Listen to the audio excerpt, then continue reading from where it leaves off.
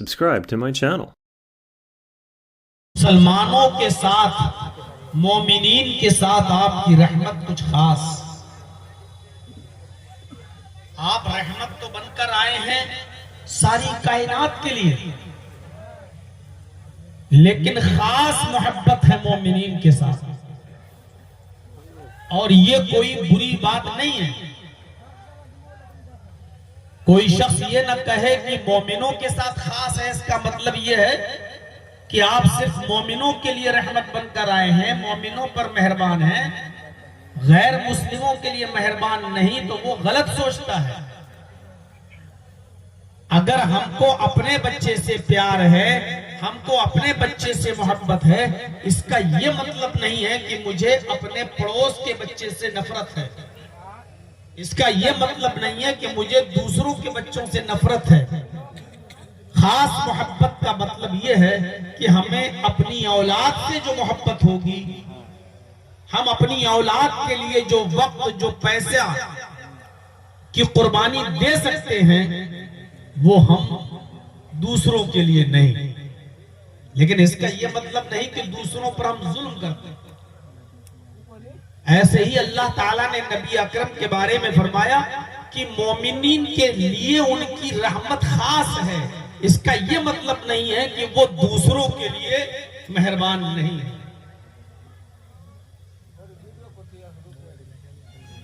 अभी चंद ही दिन हुए होंगे, दिल्ली के अंदर लाल किले के पास जो ब्लास्ट हुआ, बम ब्लास्ट,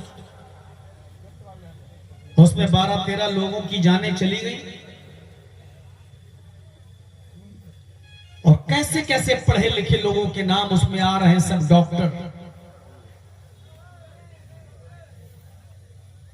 ईमानदारी के साथ बताइए और दिल पर हाथ रखकर बताइए कि ऐसे दहशत गर्दाना और आतंकवादी हमले का इस्लाम से या मुसलमानों से क्या वास्ता हो सकता है? पढ़े लिखे हैं, डॉक्टरी की डिग्री ले ली, लेकिन अफसोस कि इस्लाम की अलिफ से भी वाकिफियत नहीं हो सकी होगी। जमीन में खून खराबा करना, जमीन पर फितना और फसाद फैलाना, जमीन में खौफ और दहशत का माहौल पैदा करना, इस्लाम इस सिलसिले में बड़ा सख्त है। और वो यहां तक कहता है, अल्लाह के नबी ने फरमाया, अल फितनतु अशद्दु मिनल क़त्ल, जमीन में फितना फैलाना और फसाद बर्पा करना यह कत्ल से भी ज्यादा संगीन जुर्म है। और ये मुनाफिकों की अलामत है, जमीन में फसाद फैलाना, बर्पा करना। इज़ा क़ीला लहुम ला तुफ़सिदू फ़िल अर्ज़ क़ालू इन्नमा नहनु मुस्लिहून। जब इनसे कहा जाता है कि जमीन के ऊपर फितना ना फैलाओ, जमीन के ऊपर फसाद बर्पा मत करो, तो ये फसादी लोग, जमीन पर खून खराबा फैलाने वाले लोग अपनी ज़बान हाल से कहते हैं कि इन्नमा नहनु मुस्लिहून, हम तो इस्लाह करने वाले हैं। हम जमीन में फसाद कहां फैला रहे हैं? हम तो लोगों की भलाई चाहने वाले लोग हैं। अला, होशियार रहना ऐसे लोगों से। इन्नहुम हुमुल मुफसिदून, अल्लाह कह रहा है ये कोई इस्लाह करने वाले नहीं है, यही है वो जो जमीन के ऊपर फसाद बर्पा करते हैं। इस्लाम का कोई ताल्लुक नहीं है और ना ही ऐसी किसी नफरत का और हमले का इस्लाम कभी समर्थन करता है। खुदकुशी को सबसे बड़ा जुल्म करार दिया है इस्लाम ने। आप असलहा लेकर जाएं, बारूद लेकर जाएं, गाड़ी में भर लें, आग लगा दें, अपने आप को उड़ा लें, अपने आप को मौत के घाट उतार दें। भला बताइए मेरे भाइयों, ये इस्लाम हो सकता है?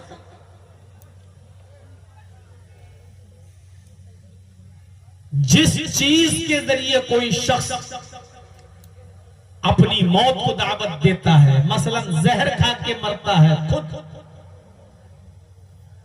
तो मरने के बाद कयामत तक उसको यही सजा दी जाती रहेगी। आग में जल के मरता है तो आग में जलता रहेगा। पहाड़ से ऊपर कूद कर और छलांग लगाकर अगर उसने खुदकुशी की है और मर गया तो यही अजाब उसको होता रहेगा। ये मौत हराम है। और हम और आप तो मामूली दर्जे के मुसलमान हैं। एक जंग में जंग लड़ते लड़ते एक सहाबी जब जख्मी हो गए, और तकलीफ बर्दाश्त नहीं कर सके तो उन पर रहा नहीं गया।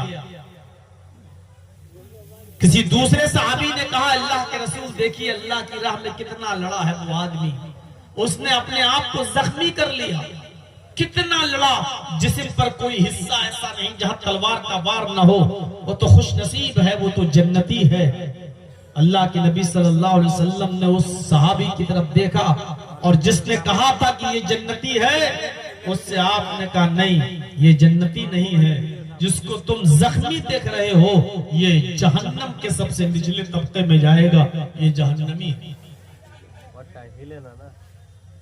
उस सहाबी ने उसका पीछा करना शुरू कर दिया कि देखें कैसे जहन्नमी है, ये आदमी तो अल्लाह की राह में लड़ा है, जिहाद में शामिल हुआ है, और अल्लाह के रसूल कह रहे हैं ये जहन्नमी है। देखें क्या, ये कुछ दूर जाता है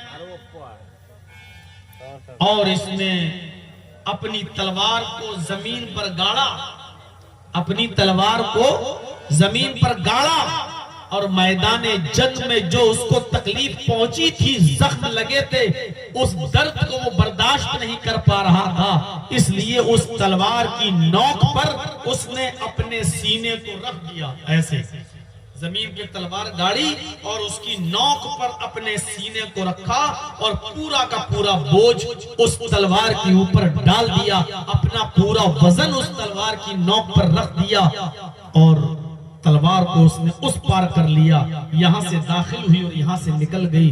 वो आदमी खुदकुशी कर गया, मर गया। वो सहाबी इस दुनिया से रुखसत हो गए। ये सहाबी आए जिन्होंने उसको खुदकुशी करते हुए देखा, तलवार अपने सीने पर लगाकर मरते हुए देखा, ये दौड़ते हुए आए और अल्लाह के नबी सल्लल्लाहु अलैहि वसल्लम से कहते हैं, बुखारी की रिवायत, हाथी यदका उबायका, अल्लाह के नबी अपना हाथ बढ़ाइए। आपने अपना हाथ बढ़ाया, ने हाथ चूमा और कहा, अशहदु अल्ला इलाहा इल्लल्लाह व अशहदु अन्ना मुहम्मदन अब्दुहु व रसूलुहु, ऐ अल्लाह के रसूल मैं गवाही देता हूँ अल्लाह के अलावा कोई माबूद नहीं, और इस बात की भी गवाही देता हूँ कि आप अल्लाह के बंदे और उसके रसूल हैं। आपने जिसको जहन्नमी बताया था, मैं उसके पीछे पीछे गया, मैंने देखा कि ऐसा कौन सा काम करता है वो जहन्नम में जाने वाला। उसने अपनी मौत को खुद गले लगा लिया, खुदकुशी करके वो मर गया। उसने तलवार की नोक पर अपने सीने को रखा और उस पर अपना पूरा वजन डाल दिया और वो आदमी मर गया। आपने कहा, देखो खुदकुशी करने वाले का अंजाम क्या। कितने पढ़े लिखे लोग हो जाते हैं, MBBS, MD हो जाते हैं, सर्जन हो जाते हैं, और इस्लाम की तालीम से इतने दूर। वो समझते हैं कि हमने बहुत बड़ा कारनामा अंजाम दिया। उनको ये नहीं मालूम कि कुरान करीम ने कहा, मन कतला नफ्सन बिगैर नफ्सिन औ फसादिन फकान्नमा कतलन नास जमिया जिसने किसी एक इंसान को कत्ल किया, कुरान की ये आयत होते हुए कैसे कोई शख्स आत्मघाती हमला कर सकता है? कुरान की इस आयत को जो पढ़ेगा सच्चे दिल से, वो कभी हमले के बारे में सोच नहीं सकता। जो कुरान ये कह रहा हो, जिसने किसी एक मनुष्य को, एक इंसान को कत्ल कर दिया, नफ्से वाहिद, हिंदू मुसलमान सिख ईसाई की कोई कैद नहीं, किसी एक इंसान को कत्ल कर दिया, कोई भी हो वो, किसी भी धर्म का मानने वाला हो, अगर कोई शख्स किसी एक नफ्स को, एक मनुष्य को, एक इंसान को कत्ल कर देता है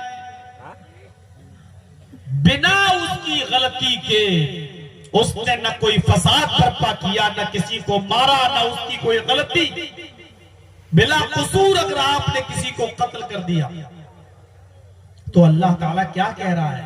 एक इंसान के कत्ल को अल्लाह रब्बुल आलमीन ने फरमाया फकअन्नमा क़तलन्नास जमिया, उसने एक इंसान को कत्ल नहीं किया, उसने सारी दुनिया की मानवता को, सारी दुनिया की इंसानियत को कत्ल कर दिया।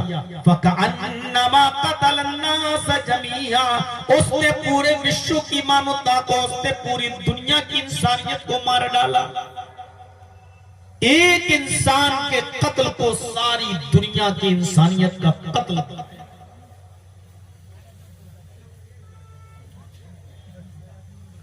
और जिसने किसी एक इंसान को बचाया, जिसने किसी एक इंसान को बचाया, कुरान कहता फकअन्नमा अहयन्नास, उसने एक इंसान को नहीं बल्कि सारी दुनिया के इंसानों को बचा लिया। एक इंसान को बचाना सारी इंसानियत को बचाना। आपको मालूम, ऐसे ऐसे वाकयात हमें तारीख की किताबों में मिलते हैं कि हजरत अली के जमाने में सुबह हो गया और एक कातिल ने किसी को कत्ल किया और फरार हो गया। एक कातिल ने किसी को कत्ल किया और फरार हो गया, और उसी मकतूल की लाश के पास एक बकरी ज़िबा करके उसके गोश्त को बेचने वाला कसाब, कसाई बकरी ज़िबा कर रहा था। जैसे उसने बकरी ज़िबा की, उसी वक्त पुलिस आ जाती है वहीं पर हजरत अली के जमाने में, और इस कसाब को, इस बकरी को ज़िबा करने वाले को पकड़ लेती है और कहती है कि तुम्हारे पास ये लाश, एक इंसान के कत्ल की लाश पड़ी हुई है, लिहाजा छुरी तुम्हारे हाथ में है, तुम बहुत शातिर हो, तुम बकरी भी काटते हो और बकरी की आड़ में बचना चाहते हो, इस इंसान का कत्ल भी तुमने किया है। उस कसाब को पकड़ लिया गया, उस कसाई को, उस बकरी ज़िबा करने वाले को पकड़कर हजरत अली के पास लाया गया। उसने बहुत इकरार किया, साहब मैंने नहीं कत्ल किया, लेकिन पुलिस ने कहा हजरत अली से कि मैं चश्मदीद गवाह हूं, मैंने देखा कि जहां ये बकरी ज़िबा कर रहा था वहीं पर एक इंसान की लाश पड़ी थी और ताजा ताजा खून। अगर कोई और मार के गया होता तो खून जमा हुआ होता, लेकिन खून भी ताजा ताजा था और इसकी छुरी में भी खून लगा हुआ था। उसने कहा अमीरुल मोमिनीन, मेरी छुरी में खून लगा जरूर था, लेकिन ये आदमी का खून नहीं था, बल्कि ये बकरी का खून था। शवाहिद ऐसे थे कि इस आदमी के बचने की कोई शक्ल नहीं थी। असली कातिल फरार हो चुका है, असली कातिल भाग चुका है। मजबूरन जज साहब को फैसला सुनाना पड़ा और इसी बकरी ज़िबा करने वाले कसाब को कत्ल की सजा सुनाई जाती है कि उस मकतूल का, उस लाश का ताजा ताजा खून और मौके वारदात पे तुम्हारी मौजूदगी, तुम्हारे हाथ में छुरी और छुरी में लगा हुआ खून चीख चीख कर इसी बात का अनाउंसमेंट कर रहा है, ऐलान कर रहा है कि ये कत्ल तुमने किया है, लिहाजा तुम्हें भी कत्ल किया जाएगा। जुमे के दिन इस आदमी को कत्ल किया जाना था। मैदाने मक्तल में इस आदमी को लाया जाता है कत्ल के लिए, और जब मैदाने मक्तल में इस आदमी को कत्ल के लिए लाया जाता है, जल्लाद दिया जाता है, इसको कत्ल करने के लिए बिठा दिया जाता है। इससे पूछा जाता है कि तुम्हारी कोई आखिरी तमन्ना हो, कोई आखिरी आरज़ू हो तो बताओ। ये आदमी कहता है कि मेरी कोई आखिरी तमन्ना नहीं, आखिरी आरज़ू नहीं है। हाँ, मैं इतना भी कहता हूं कि मैं बेकसूर हूं। जैसे ही जल्लाद इसकी गर्दन पर तलवार मारने वाले हुए, वैसे ही एक आदमी उसी मजमे में जो देखने आया था, वो चीख कर कहता है, अमीरुल मोमिनीन, आए अली, अमीरुल मोमिनीन, इस आदमी को कत्ल नहीं कीजिए, ये आदमी बेकसूर है, इस आदमी ने कत्ल नहीं किया है। हजरत अली ने जल्लाद को हुक्म दिया, रुक जाओ, और जिसने कहा कि ये कातिल नहीं है उसको बुलाया इधर आओ। हेलो, तुम कैसे कह सकते हो कि ये कातिल नहीं है? छुरी इसके हाथ में, मौके वारदात तो ये मौजूद, जहां लाश मिली वहां ये था, और किसी के पैरों के निशान भी नहीं थे।